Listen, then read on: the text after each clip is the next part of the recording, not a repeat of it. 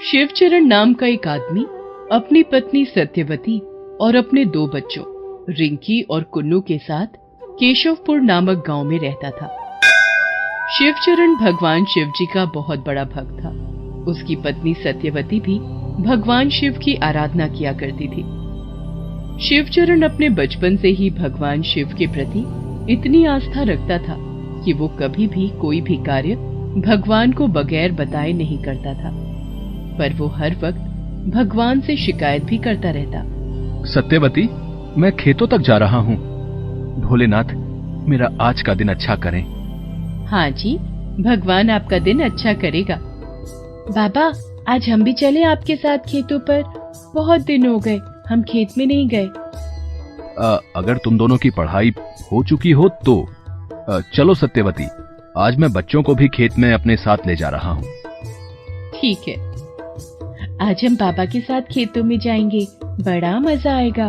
वहाँ जाकर बिल्कुल भी शैतानी करने की जरूरत नहीं है। मैं तो गन्ने चूसूंगा, बहुत मजा आता है। और उसके बाद शिवचरण दोनों बच्चों को लेकर खेतों में चला जाता है। रास्ते में चलते हुए भी जय भोलेनाथ बोलते हुए खेतों में जाता है। अभी शिवचरण ने कार्य शुरू ही किया था कि कुन्नू और रिंकी इधर उधर भागने लगे और इसी भाग दौड़ में कुन्नू को सांप ने काट लिया। बाबा बाबा बाबा, यहाँ आओ, देखो कुन्नू को सांप ने काट लिया। हे भोलेनाथ, ये क्या हो गया? ये सुनकर शिवचरण को काटो तो खून नहीं जैसा हाल हो गया।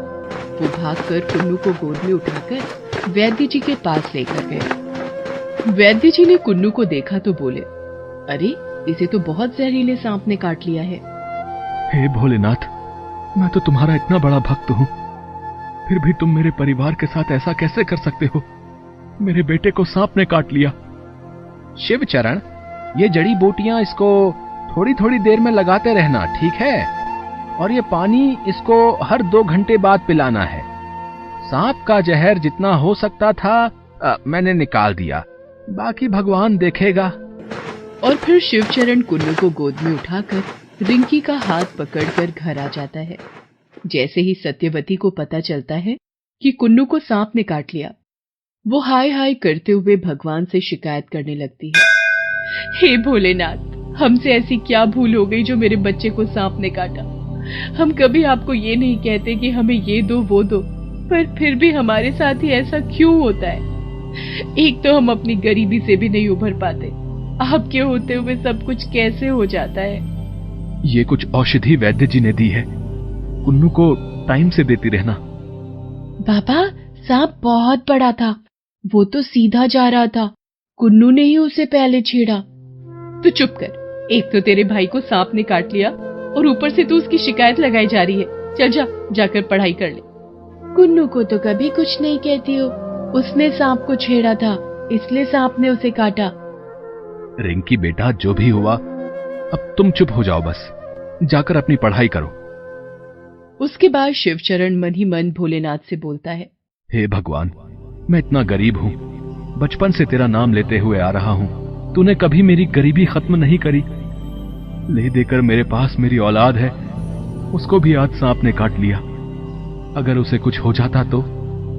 तू सबकी सुनता है, बस तू मेरी ही नहीं सुनता। अगले दिन शिवचरण अपने खेतों में जा रहा होता है। तभी वहां से 2 आदमी भागते हुए आते हैं। वो शिवचरण को बोलते हैं, अरे ओ शिवचरण, जल्दी से भाग यहाँ से, सांड पागल हो गया है, पूरे गांव के लोगों को मार रहा है, जल्दी भाग। कहाँ है सांड? अरे जल्दी भाग, दिख नहीं रहा? वहां पर कितनी धूल है, वहां देख, उधर से ही तो आ रहा है। और इतने की शिवचरण पीछे की तरफ मुड़कर देखता, सांड आकर शिवचरण को टक्कर मार देता है, जिससे शिवचरण नीचे गिर जाता है और उसे थोड़ी चोट आ जाती है। अरे चाचा, चोट तो नहीं आई, सांड ने बड़ी तेज मारा है। बस बेटा, भोलेनाथ की कृपा से बच गया, ज्यादा चोट नहीं आई। फिर भोलू शिवचरण को उठाकर पास बने चबूतरे पर बिठा देता है और वहां बैठकर शिवचरण फिर भगवान से शिकायत करने लगता है। हे भोलेनाथ, तू कैसी परीक्षा ले रहा है? कल मेरा बेटा मरते मरते बचा और आज मुझे तो ऐसा लगता है कि तुझे मैं इतनी भीड़ में दिखाई नहीं देता। क्या मेरी पूजा पाठ में कोई कमी रह गई? 2 दिन बाद महाशिवरात्रि का पर्व होता है। सब गांव वाले महाशिवरात्रि की तैयारी करने लगते हैं। मंदिर को बड़े धूमधाम से सजाया जाता है।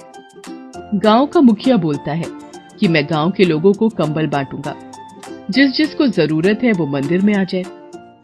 इस बार महाशिवरात्रि पर गांव का मुखिया कंबल बांट रहा है, हम तो खरीद ही नहीं पाए, क्यों ना मंदिर जाकर हम कंबल ले ले। पता नहीं, मैं भी पूरी लगन के साथ खेतों में काम करता हूं, पर और लोगों की तरह मेरे यहां पर इतना अन्न नहीं होता। कितनी सारी जरूरतें होती हैं जो पूरी ही नहीं हो पाती। चल ठीक है, मैं मंदिर चला जाऊंगा, 1-2 कंबल तो मिल ही जाएंगे। और शिवरात्रि वाले दिन सुबह से ही भक्तों का तांता मंदिर में लग जाता है। भगवान शिव पर जल चढ़ाने के लिए लंबी लाइन लगी होती है। शिवचरण भी लाइन में लगा होता है। हे भोलेनाथ, कितनी लंबी लाइन है। जब तक मुखिया कंबल बांटे, पता नहीं मेरा नंबर आएगा या नहीं। ऐसा ना हो कि तब तक कंबल ही खत्म हो जाए। और फिर धीरे धीरे लाइन छोटी होती चली जाती है। सब शिवलिंग पर जल चढ़ाते हैं और अपनी मनोकामनाएं मांगते हैं। शिवचरण का भी नंबर आता है। वो पूरे मनोभाव से शिवलिंग पर जल चढ़ाता है और पूजा अर्चना करता है। उसके बाद वो भगवान से बोलता है, हे भगवान, तू कब मेरे दुखों को खत्म करेगा। उसके बाद वो कंबल बांटने वाली लाइन में खड़ा हो जाता है और जैसे ही उसका नंबर आता है, ये लो भाई, ये तो चद्दर है, मुझे कंबल चाहिए था। भाई शिवचरण, कंबल तो खत्म हो गए, अब चद्दरें बटेंगी, तुम भी चद्दर ही ले लो। ला भाई, चद्दर ही दे दे। शिवचरण जब घर आता है तो चद्दर सत्यवती को देता है। अरे, मुखिया तो कंबल बांट रहा था, फिर ये आप चद्दर क्यों ले आए। वो जब तक मेरा नंबर आया कंबल खत्म हो चुके थे।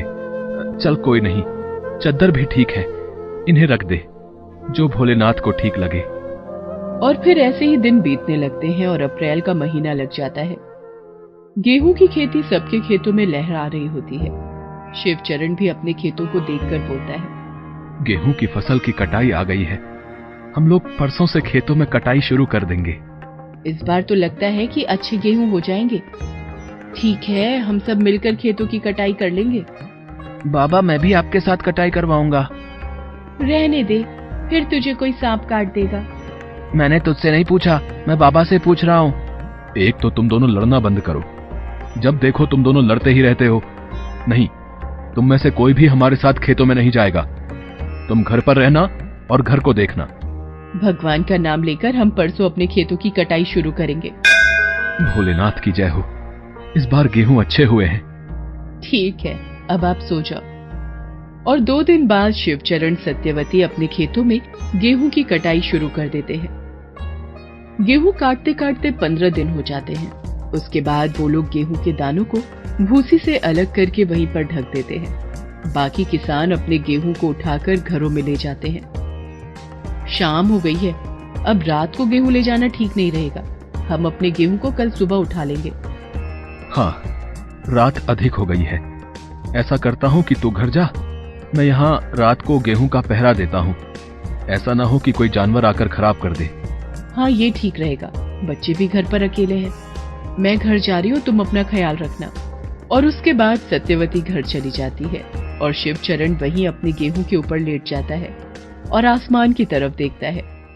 थोड़ी ही देर में काले बादल चारों तरफ घिर जाते हैं और अचानक ही आंधी तूफान शुरू हो जाता है। इतनी तेज तूफान में शिवचरण जैसे तैसे अपने गेहूं को बचाने की कोशिश करता है, पर वो सफल नहीं हो पाता। बारिश इतनी तेज होती है कि गेहूं खेतों में ही फैल जाता है। ये सब देखकर शिवचरण का हृदय फटने को हो जाता है और वो सीधा मंदिर जाता है। हे भोलेनाथ, ये आज तूने मेरे साथ क्या किया। मेरे पूरे साल भर की मेहनत को तूने खराब कर दिया। कहने को तो तू बहुत बड़ा भगवान है, तू सबकी सुनता है, पर तू मेरी कभी नहीं सुनता। और आज तूने जो मेरे साथ किया, उसके बाद तो मुझे यकीन ही नहीं हो रहा है कि तू है भी या नहीं। शिवचरण शिवलिंग को पकड़कर माथा पीट पीट कर उस पर रो रहा होता है। उसके आंसू और खून से शिवलिंग लथपथ हो जाता है। अचानक ही मंदिर का दरवाजा बंद होता है और वहां पर भगवान शिव प्रकट हो जाते हैं। उठो शिवचरण, इस तरह सर पटक पटक के अपने आप को लहूलुहान मत करो। हे प्रभु, आपने मुझ जैसे इंसान को दर्शन दिए, मैं धन्य हो गया। हे प्रभु, आप आज तक कहां थे? मैंने आपका कितना इंतजार किया। मैंने हर घड़ी आपका नाम लिया। आपने मुझे इतनी भारी मुसीबत में डाला, फिर भी मैंने आपकी पूजा अर्चना कभी नहीं छोड़ी। पर आपने हर वक्त मेरे से आंखें बंद रखी हैं प्रभु। आप ही बताइए, आज जो मेरे खेत में मेरे गेहूं बह गए, उसका मैं क्या करूं? अब मैं अपने बच्चों को क्या खिलाऊंगा? शिवचरण, ये मैंने कब कहा कि तूने कभी मेरी पूजा अर्चना नहीं करी? पर एक चीज मैं तुझसे पूछना चाहता हूं। इतनी पूजा अर्चना के बाद भी कभी तूने मुझ पर विश्वास नहीं किया? जब भी तेरे साथ कुछ भी बुरा हुआ, तूने मेरे ऊपर उंगलियां उठाई। तू हमेशा मुझे बोलता रहा कि भगवान तुम मुझे नहीं देख रहे। पर क्या सच में मैं तुम्हें नहीं देख रहा था? मैं तो तुम्हें हर पल देख रहा था, तुम्हें हर मुसीबत से बचा रहा था। उस दिन, जिस दिन तुम्हारे बेटे को सांप ने काटा, वो सांप इतना जहरीला था कि तुम्हारे बेटे को डसते ही तुम्हारा बेटा मर जाता। वो वैद्य मैं ही था जिसने तुम्हारे बेटे को उस दिन बचाया। और जिस दिन तुम्हें सांड ने मारा, तो तुम्हारी मृत्यु उस दिन निश्चित थी। वो आदमी मैं ही था जिसने तुम्हें बोला कि वहां से हट जाओ, सांड तुम्हें मारने वाला है। जो तुम्हारे साथ हो रहा था, वो तो तुम्हारे कर्म थे, उनके साथ मैं कुछ नहीं कर सकता था।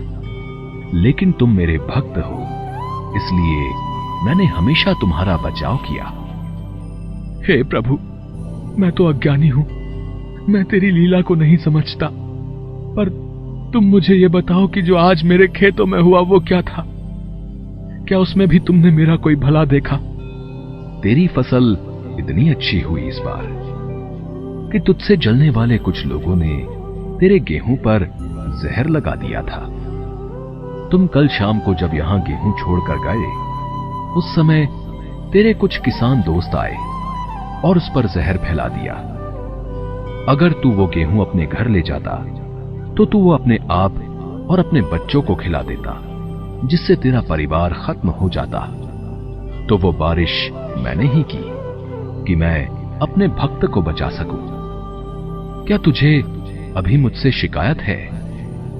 शिवचरण भगवान के सामने गदगद हो गया। वो भगवान शिव के चरण पकड़कर बस रोते ही जा रहा था। उसे समझ में नहीं आ रहा था कि आज उसके प्रभु उसके सामने हैं और मैं आज भी भगवान से शिकायतें ही कर रहा हूं। जा शिवचरण, अब अपने घर जा। तेरा गेहूं तेरे घर पहुंच चुका है। और एक बात हमेशा याद रखना, जब आप किसी में आस्था रखते हैं, तो वहां पर सवाल कभी मत रखना। या तो आस्था मत रखो, या तो सवाल मत रखो। और उसके बाद फिर शिवचरण भगवान को धन्यवाद देकर अपने घर जाता है। वो देखता है कि सारा गेहूं घर पर पड़ा है। वो अपनी पत्नी और बच्चों को गले लगाता है और भगवान शिव को धन्यवाद देता है। जय भोलेनाथ की।